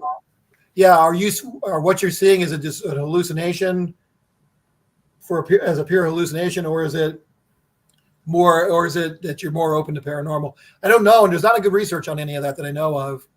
I imagine if you're psychic or not, and you had a side effect of a medication, it would probably just be that side effect, I would think. Well, here's the thing. I told this story before, but I pulled out of a private home investigation when I found out that the woman was schizophrenic and the husband did not want her taking her medication. So she wasn't on medication for schizophrenia. And I'm sorry, but that's a liability. Yeah. That's a huge liability. You walking around somebody's house if they're schizophrenic at 2:00 in the morning, 1:00 in the morning, and they have no idea who we are. And there's like 6 of us. That's crazy. Yeah. Well, if you're untreated schizophrenia, it's hard to know what's paranormal, what's not, because you can have all sorts of delusions and hallucinations that are just part of your disease. So it's really hard. You'd have to have somebody that's on their meds, or somebody who lives there who doesn't have the psychiatric illness to kind of confirm those things, because it'd be hard to know somebody who's actively schizophrenic if what they're having is paranormal or not. It'd be tricky. Yeah. Tata. I like the name. Have you ever investigated in NOLA? What is NOLA? I don't know. Is that New Orleans, Louisiana? Oh, maybe that's what it is. I have not. I'd love to. That'd be another bucket list. If you're talking about New Orleans, yeah, that'd be kind of cool. Yeah, that's what they're talking about. That would be cool. Yeah, see, I figured it out. I'm not just another pretty face around here. Hey, listen, we both didn't know. Look, everybody's like, New Orleans, dumbasses. I know. I don't know. I figured it out. Well, in Virginia, they call Northern Virginia Nova, Nova. So I was trying to think, is this Northern? What is this? Look, New Orleans. Yeah. Stuart said, no, it's abuse to you and the patient. I don't know what he was. Yeah, Stuart, what were you saying, I don't Stuart? know. Yeah, I don't know what that was to. I apologize if that was to something that we were talking about a while Yeah. ago. I try to keep up with it. Like if somebody comments on what we're talking, I star the questions, and then if somebody brings something up, so I try to keep it in order, so there's not too much of the guessing game going on. But Now I'll tell you guys. I think Tara knows this, but and I don't know if Stuart was getting at this, but I really try to protect patient. Well, I absolutely protect patients' privacy. I never talk about specific patients by name or identification, that kind of stuff. So I mean that's really important to me because being a doctor and being on social media and doing what I do, I don't want to ever jeopardize that patients. I never want to jeopardize my ethics, and I never want to jeopardize the psych meds. Yeah. Oh, because I said that he wasn't he. Yeah. That's what he was talking about. Nothing about what you said. It was what I said when I said about the husband not wanting his wife to take her medications. I don't know how he gets away. Like, how does somebody get away with that? Like, I guess it depends who has power of attorney. I mean, it's it depends what kind of, if he's if he's the care, like the supervisor, or I can't think what it's called. Yeah, like the power of attorney or the medical power of attorney. Or the decision maker. Yeah. So, I mean, he may, if she's schizophrenic, he may make all her decisions for her, and maybe he's decided. Yeah, but isn't that like ombudsman or like you send in human social services or something like that? Because that's technically like you're not. Yeah, if that ethically is not right. Yeah, somebody, especially, well, I guess it depends. You got to decide if they're going to cause harm to themselves or others. If that's a situation, then yeah, ethically they need to get treatment. If they're schizophrenic and you decide you're not going to give them their meds, but they're not going to hurt anybody or hurt themselves, then potentially you can get away with it. But yeah, ethically, it's still not a good thing. It's still not a good thing, morally and ethically. And who wouldn't want their loved one to be like? To me, the whole situation was insane. Yeah, that would probably be referred to adult protective. That'd be an adult protective case if somebody was designated a caregiver and not letting their person take the meds. Then that would have to go to like an adult protective services and social work. Have to, I would think. Yeah. You would have to report that, just like if you thought a child was being neglected or abused. Right. It'd have to be investigated and then determine what's going on. Now, if she was on her meds or if the person's on their meds and said, I don't want to be on my meds, and they're in their right mind. Well, schizophrenia, you're really not in your right mind. Yeah, well, it depends. If you're controlled and you understand everything. It'd be a tricky situation. It'd be tricky. Hello from the Bay in California. Hello, Mike. Hey, Mike. I'm jealous. I know. I've never investigated California. I want to be on the Bay in California. Yeah. No, I'm all the way on the other side of the crappy side of the United States, a little state called New Jersey. That's right. Well, hey, for me, for investigating, I'm actually fairly new on the scene when you think about it. I mean, I've had stuff all my life happen, but I've only really been investigating since 2012. So I'm still Me too. I'm still fumbling around trying to find my way. Then I'm also struggling with this idea of, do I want to do more academic, scientific? Do I want to do more, amateur ghost investigating? And I kind of enjoy both, So I'm, so that's why if I seem like I don't have a lot of answers, it's because definitely not an expert and I'm fairly new at it too, so. Yeah, no, I mean, like, I guess I said, like, I joined a group in 2012. I was amateurly and enthusiastically, doing it since like 08, maybe 09, something like that. But I joined a group in 2012. So I want to move to Gettysburg. That's where I want to be. Gettysburg's pretty cool. I haven't been able to investigate there in a long time. I investigated a long time ago, but usually I go there for the bash and that's about it. I need to go and actually spend some more time. Gosh. I had a situation a few years ago where my doctor had changed my meds. I've been sensitive since I was little. About 2 to 3 weeks after I started the meds, I had auditory hallucinations and some visual. When things become prophetic, it started freaking me out. Stopped meds. It took a month or so for it to stop. Yeah, I would definitely think that's medication related. I don't think it was. I mean, it's a good thought. Like, I know when I worked at the doctor's office, there was somebody that came in that was she was a medium, and she would refuse medications because she was afraid it would mess with her abilities. Yeah. Well, there's certain things that we believe can make you more psychic, like, DMT and ayahuasca. I think I'm saying that right. There's certain things like concoctions that are supposed to open you up more to the paranormal. Even like LSD back in the day, they studied that as, does that open you up more to paranormal experiences and that kind of thing. So I guess, if she's saying, hey, I took this med, and if she had stuff that was like, that opened her up and she was able to predict things that actually came true, then you'd have to say, well, it must have been something with the medication. So it all just depends on what exactly happened and the relationship. So yeah, if you were psychic and you started taking something and you became more psychic and you were able to confirm all that, then that would make you wonder, did that particular medication open you up more? As long as you did something as long as it's something you can verify, like, you know what I mean? So the pineal gland, yes, the pineal gland. I did a bunch of stuff on my page about that. The third eye. Yes. When I took medications, never altered my abilities. I mean, I don't know, because like they tell you, like everybody always says like, don't drink, don't smoke marijuana, don't be under the influence of anything when you're going to investigate, right? Right. I mean, I can't say that I've always been perfect with that. Right. Nothing's happened, in a bad way, but I still kind of have my respect though for what I'm doing, even though I may be a little bit whatever. Well, I think it depends what you're going for. If you're going to, do a fun investigation or a public investigation, it's probably, having a beer or something is not bad. I think we often say that if you're trying to go and you're actually trying to find hardcore evidence that you're going to present to a client.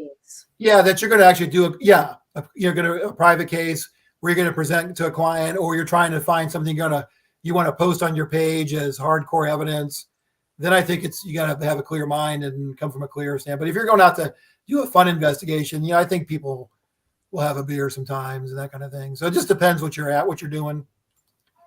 So have you looked into learning remote viewing? I haven't, but I've been more interested lately, reading about different things. And I'm listening to this audiobook now on audio or not. What is it? I keep saying Audible. I can't think of that book. Audible. I was listening to a thing about parapsychology, and the remote viewing is interesting, And and that's part of what the Stargate project. And you ever see that thing, Stranger Things? No, everybody keeps saying. Yeah, it was kind of loosely based on that idea of remote viewing and using psychic abilities to spy. But in the Stranger Things series, it opens up this portal to some other stuff that happens. But yeah, I'd be interested. I'm actually I'm interested too about the ESP thing and all that. Yeah, that's a good question. I started to want to get into out of body, like travel, astral travel, or whatever it is, that I could like go to bed at night and then go to like Italy, or go to bed at night and go hang out with one of my peaches. That's right. But still stay in my bed, like get my sleep, but I'm still going to have fun. I would use it for the wrong reasons. Stuart made a good point. Yeah, if it's something dulls your brain, it's going to potentially block your experiences. But I think it comes back to again, what are you doing? If you're doing a real investigation where you're trying to get some good evidence, you don't want to be dulled. You don't want to dull your responses. It would be funny, but it would have to be a place where my house or something. We could do we know it's not a real investigation. We're just messing around. Right. So yeah, meet me in Italy. I want to go to Italy so bad. That's my number one bucket list. That'd be cool. I've never been there either. It'd be awesome. Well, imagine I want to go to the history and potential paranormal activity too. I bet. Yeah, and I want to go to Pompeii. And I watched a show. So I was watching a show the other night on Pompeii, and Yeah, that'd be cool. and I'm like, it's amazing, the story, right? Yeah. And I'm like, I said to Rob, I go, I don't care if I go to Italy and that's the only place I go, I'll be fine. I'm like, because they have like a nice city around it. They have 3 million people that live around that still active volcano. 3 isn't that crazy? million. Crazy. Right? Yeah. So I was like, who the hell would want to live around? Here we go, Stuart. I thank it. I'm like, who the hell would want to live around Mount Vesuvius? Well, he lived there for 1.5 years. Wow. I would be scared out of my mind. Yeah. I'd be a little nervous too, to be honest with you. Oh, thank you. But so I'm sitting there and I'm saying, I'm like, Pompeii is the only place that I'd stay if I. But see, I have family in like Calabria, so I'd probably want to go there to like try to meet my family and stuff. But still. Oh yeah. There's so many places. I'm like, we're gonna have to go to Italy for like a month because I'm gonna want to stay in Pompeii for like 2 weeks, and go to the island of Capri. And I'm saying like all these places, and then I'm like, and at the same time, I'm like, who the heck would be there? Who would want to stay there at Pompeii and stuff? Like the volcano. I said, my luck, I go there and that shit would erupt. Right. Yeah, I hear you, man. Well, I think it'd be cool to go all over Europe. I mean, there's so much history and. Man, and there's got to be some incredible ghost experiences and stories and stuff, and there's a lot of. I mean, there's different research teams that are doing some good work over there too, and like in England and Italy and Spain and stuff like that. There's different academic research teams, and it'd be cool experience. Yeah. Jing from Indonesia. Hello, my love. Thank you for joining us. What do you think really happens when somebody has a high fever and it's like hallucinating? Do you get a fever seizures? Yeah.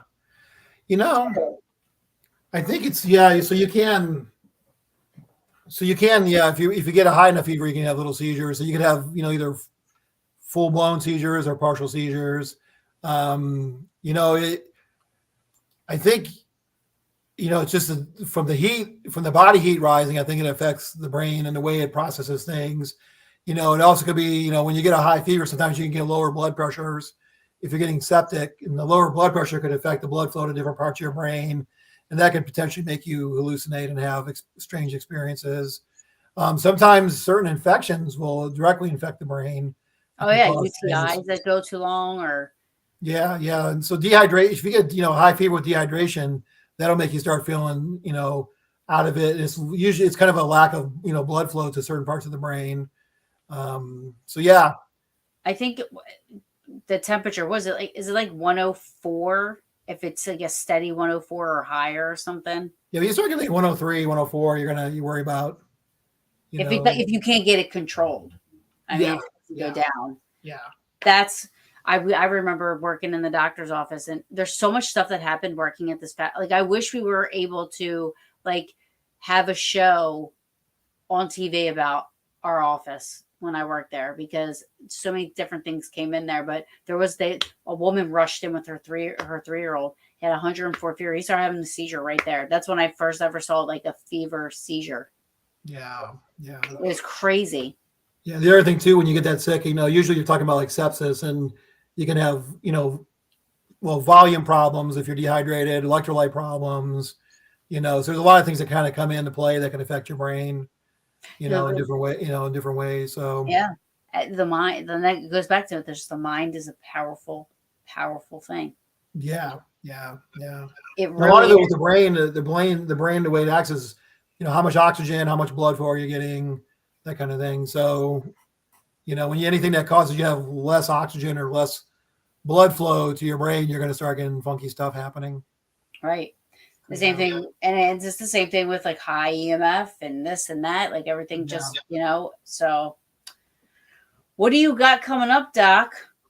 Well, I'm going to be doing a couple of Paracons.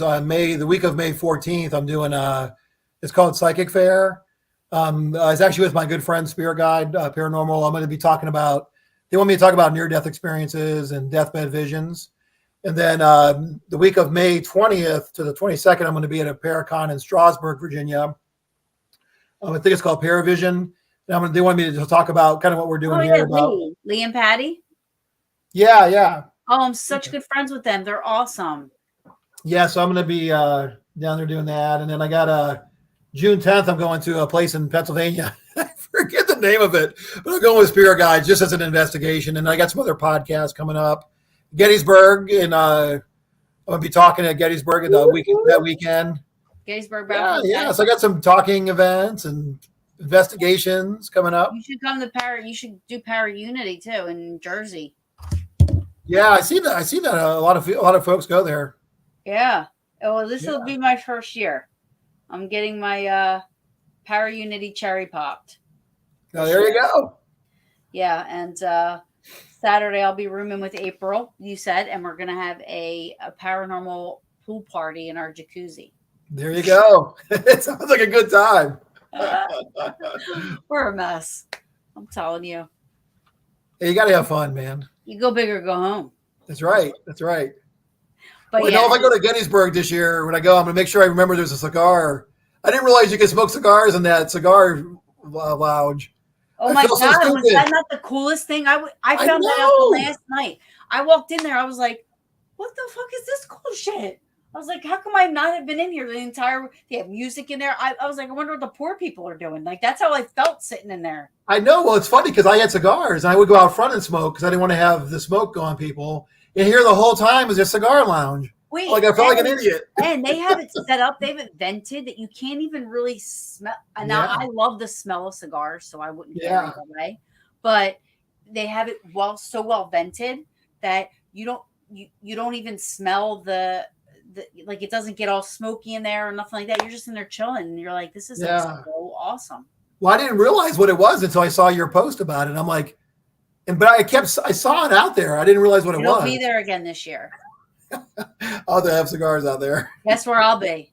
Yeah, there you go, man. I'm going to be in the cigar lounge. Yeah, that was pretty nice. Pretty nice. It was so nice.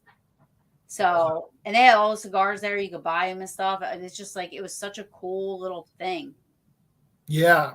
Well, they had cigars you could buy too? Oh, yeah. Oh, no shit. That's cool. Yeah. And they were good. Yeah. Actually, I didn't have them. My boyfriend did because I don't know how. I tried to smoke a cigar and I can't do it. Yeah, we got to have the right kind. Some are stronger than others. Have you tried the milder kind, or you just don't like them at all? I inhale by accident. Oh, yeah, they don't want to do that. And no matter what, I can't, because then if I don't inhale, I literally sit here like this. And then I just open my mouth and let it out because I don't know what to do with it. That's what you do. You got to hold it in your mouth and you let it out for a while. Yeah, but the longer you hold it. I'm like, okay, so like I suck it in, right? And I'm like, that's what you do. I feel like if I move my mouth, it's going to go down my throat. I'm so afraid. Oh, I got you. I feel like it's going to go down. So I'm just like, I'm sitting there for a minute. I'm like, I am so not cool at this. I don't know. Yeah. But that's the basic concept. The longer you hold it in, the more of the tobacco effect you get. So, well, I don't know what it's supposed to, I don't know what it does, but yeah, I would hold it in because I wouldn't know what to do with it. I'm like, sometimes if I move my mouth, it would go down. I would just start choking. I'm like, I can't do this. I've tried cigarillos. I've tried little ones, big ones, all of them. I can't do it. Yeah, they do make. So when the judge said, "Do they make cigarillos?" Yeah, they still make those. Yeah. I like literally tried really hard to be a cigar smoker, and I failed in every way. Yeah. Well, at least you tried, right? I did try. Well, I have had you for an hour and 40 minutes. Wow! Holy cow! Time flies. Time flies. We learned to smoke by cigarettes. I used to smoke cigarettes. I was like stealing cigarettes from my mom, my stepdad, and this and that, and sneaking them in the basement, and all kinds of stuff. Right? Cigarettes. I haven't smoked cigarettes in probably 7 years now. Wow, good for you. Yeah, I was never a cigarette smoker, and I just got into cigars like it was in residency about one of my friends was one of my friends. I hate her. Are you sure about what you're talking about? Because I was saying I put it in my mouth. And I'm like, yeah, Maggie, we know what's up. Listen, that is okay. You want to be real about that for 1 second? There's no way that that's staying in my mouth for like that long. No, that goes right down. That goes right down. I don't know. I was never a cigarette smoker, but cigars probably the last, off and on over the last 20 years, maybe. I smoke cigars. Good. Yeah. I love the smell of them. Like I would tell Rob, like, light the cigar in the house. I don't care. Smoke it inside. Oh, that's cool. That's cool. Because I love the smell of cigars. I love it. Yeah. But I just can't smoke it. Maybe in a previous life I was a cigar smoker or something. I don't know, but I love it. The smell. I'll buy candles to smell like it. Yeah, well, it was really cool. I did an investigation with ISDP. We were down in Bassett, Virginia, like I mentioned earlier. And the house we investigated, the owner was a man and woman. They had owned it, and they had their kids had grown up. But he actually converted one of the rooms into a cigar room. It was like the coolest place I investigated because we could smoke cigars in the house. Oh, you usually can't do that. Yeah. So yeah, we were able to have cigars near on our breaks. That actually helps. I know a lot of times, like even especially being on the battlefield and stuff, like when you offer, because back in the day that's what they did. Oh yeah, cigars are a big deal. Yeah. Yeah. So like when you said you want a cigar, you want some tobacco, but I know that I've had some awesome, interaction from something like that. So yeah. Thank you for your service. Thank you so much for coming on. Yeah, thanks for having me again. It was that felt like more like work, didn't it? No, it was easy. There's usually Darren, bless his heart. I mean, this is how he became to come onto Paranormal Brew, because he would watch my shows and he would just bang these questions out, and I'm like, so then he started this paranormal question of the day on YouTube, and he wasn't getting any. It wasn't getting. You know how hard it is to get people on YouTube to watch. Yeah, it's a tough. It's tough. It's really tough. So I said, why don't you stream that on Paranormal Brew? Just your question of the day. So I do that with him now, and I mean, I love the questions he has. But, those are great questions. And for Darren and for everybody, I mean, I'm learning still too. I'm still trying to kind of find my way, even though I've been doing it for a little while. It's constantly a learning process and trying to figure out what works and what doesn't work. But yeah, great questions. Well, if you ever get the opportunity to do anything parapsychology wise, can you call your sister over in New Jersey and say, hey, you want to do something cool? I can keep a secret. So if it has to remain, whatever, it'll remain whatever. But I would love to be involved with something like that. Yeah, down the road, I'll have to see if you want me to come back on again. We did the Hinsdale house 2 weekends ago, or no, 2 weekends ago, and it was we did more of a parapsychology approach, but I can't say too much right now because it's going to be like it's going to be a book written about it and things like that. So down the road, though, I can tell you more about it. But it was interesting because we did a much more scientific approach to Hinsdale House. Cool. That probably would have been really cool. Yeah. The next time you do it, I would love to be involved because I would love to see it. Yeah, we did talk about going back. So and do some follow-up stuff. So ask if I'm allowed to be involved, and I'll swear to secrecy. I'll poke my finger with a needle. That's right. Put my thumbprint on an envelope, and you gotta have a secret handshake. Yeah. No, the guys I went to Hinsdale with were a great group of guys, and it was actually cool to see a different approach, than what I'm used to. Yeah, no, I would love to see that. Well, I will let you go because I had you for an hour and 45 minutes already. I hear you. Yeah, it is getting late, huh? I will definitely see you in Gettysburg. Yeah, absolutely. Hopefully sooner, but if not. Heck yeah. Yeah, sorry, I thought somebody was asking. You need to watch Tom's. Oh yeah, Tom's World. He goes to like different locations and stuff. Cool. Yeah. I'll check it out.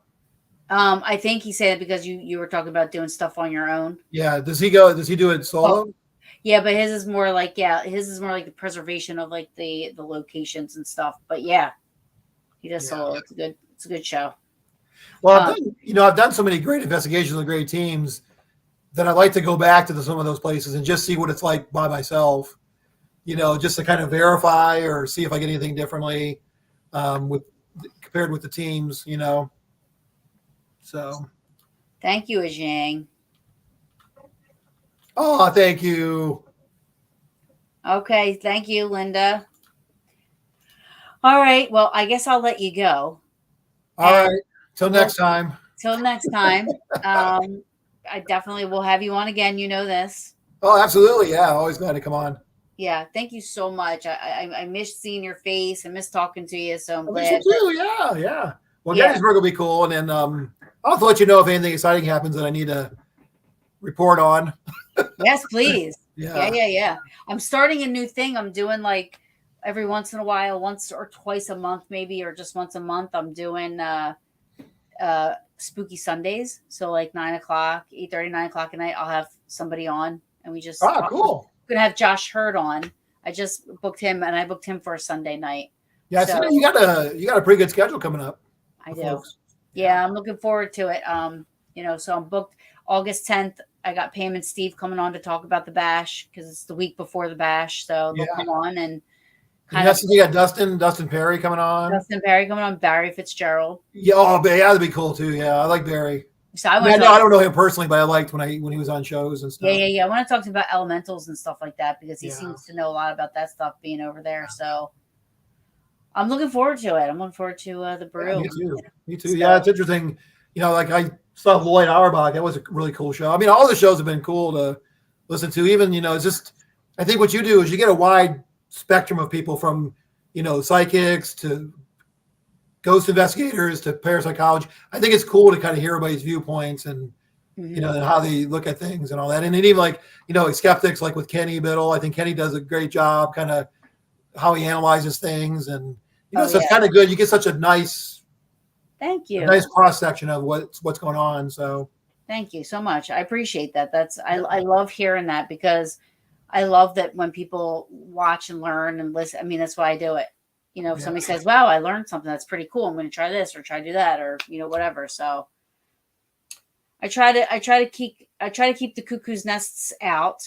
Nah, keep doing it, man. Keep doing it. But, I'm blessed and lucky with all the guests that I've had on, Yeah. Yeah. Thank you so much. Thanks, Stuart. Good questions. Good thoughts. Yeah. I love you, and I'm sending you a hug. Oh. And I'll see you soon. All right. Catch you later. Bye-bye. All right. I'll see you.